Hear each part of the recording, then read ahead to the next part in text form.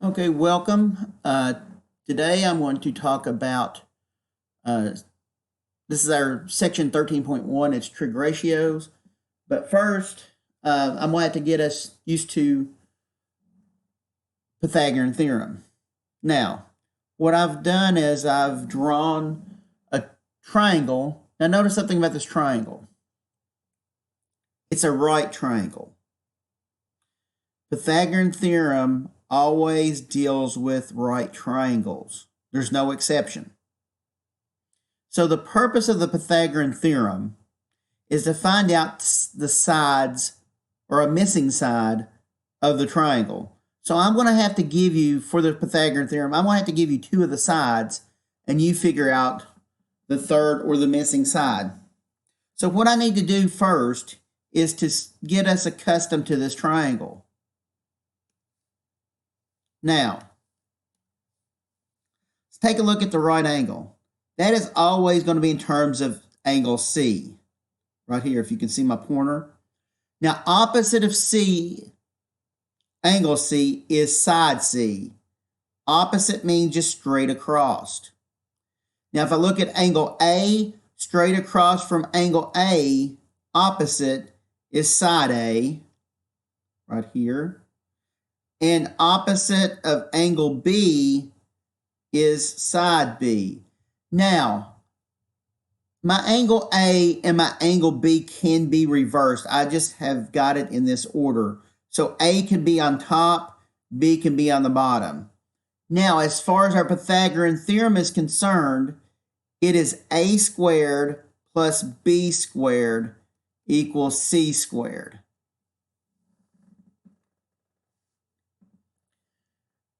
So the key to this Pythagorean theorem is not only the formula A squared plus B squared equals C squared, but to figure out any one of these sides, A, B, or C, not only do you use this Pythagorean theorem, but you also have to notice that a right triangle is involved. So now what I'm going to do is I'm going to demonstrate how to use the Pythagorean theorem.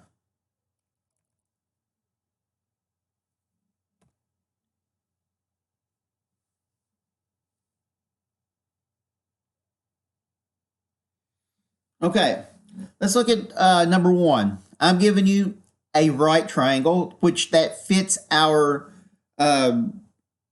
qualification to use the Pythagorean theorem. And notice something.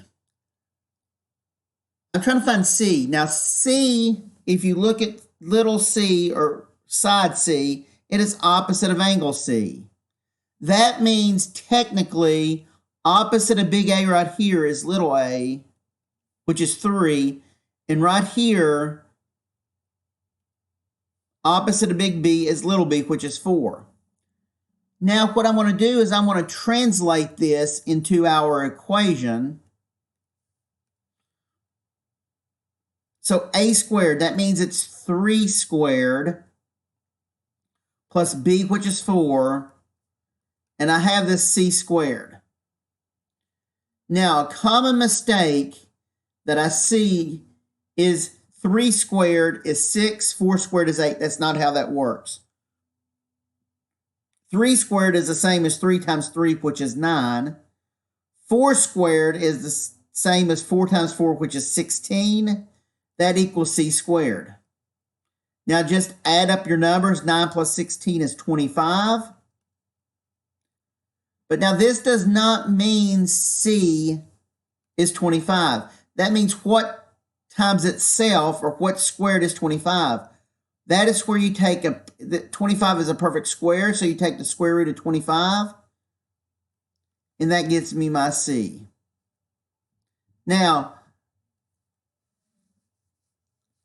just to make sure you've done these calculations correctly, C is always what we call the longest side of the triangle.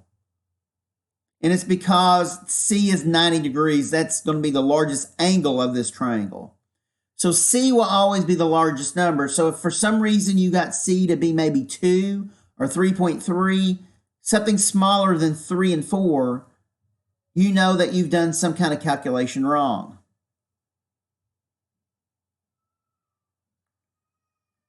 So now what I'm going to do is I'm throwing in some decimals. Okay, so if you want to pause this at any time and then come back to this, unpause it to see if you're doing it right, please feel free to do that. So now what the point of this is, I need to look at this triangle and see it does have a right angle. Opposite of big A is little a, which is 7.5. So I'm going to put 7.5 squared. Then I'm going to say opposite of big B is little b, which is 8.5, equals c squared.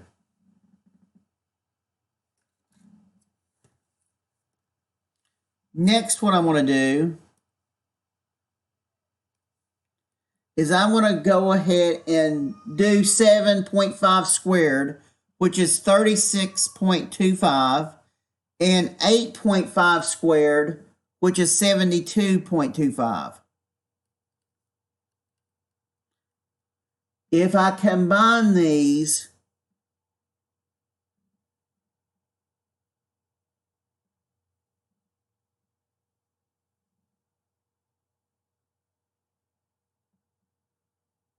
$72.25 plus 36.25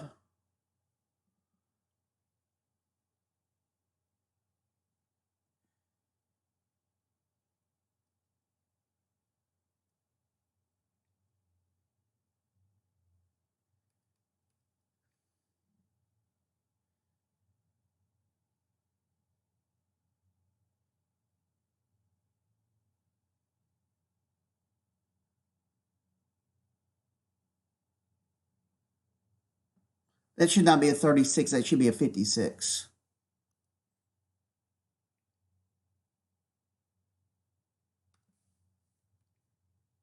I've punched in my calculator wrong. I apologize.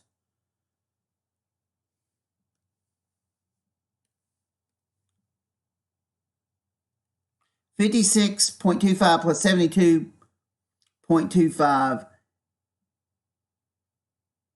and you should get 128.50. So now what I'm going to do is I'm going to take the square root of 128.50, and I get C to be 11.3. Now, in our class, we're dealing with significant figures. Since the 7.5 and 8.5 is two significant figures, really your computer program should, you should round this to two significant figures, so that one right here, so 11, that one in the one spot is the second significant figure, so that one would stay the same.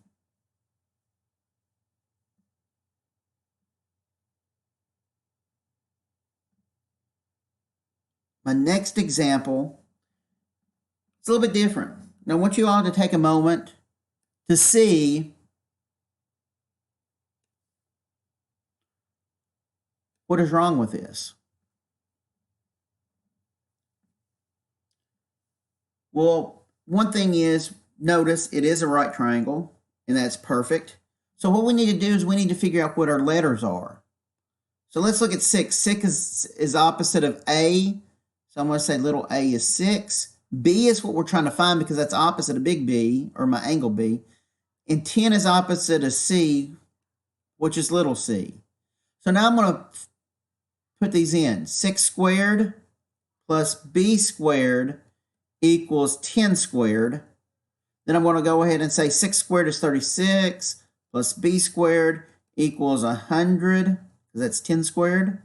Now, instead of adding them, since the number's on the opposite side of the equal sign, you would take 36 over by subtracting it. And you get B squared equals 64. Now, that's saying, okay, 64 is a perfect square. So if I take the square root of 64, I get B equals 8.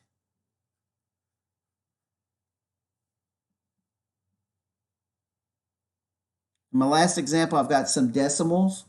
So since this case, it's 3 significant figures is the largest number, 10.5. That is what we would round with our computer program. So if you want to pause this and work on it and then unpause it, you can to check your answers.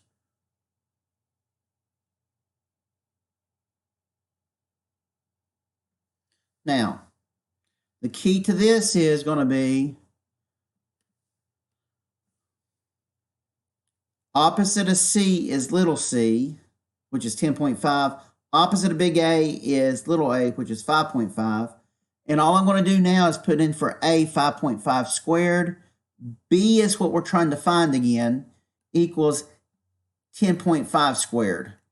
Now, from this, if you do 5.5 squared, you should get 30.25 plus B squared equals 10.5 squared should get you 110.25. Now, just like in our previous example, we need to subtract on both sides. And now you've got B squared equals 80. Now, 80 is almost a perfect square because 81 would be the perfect square. So I know this answer should be close to 9. It's going to be a little bit less than 9. So I'm going to punch this in my calculator, and you should get B equals 8.94.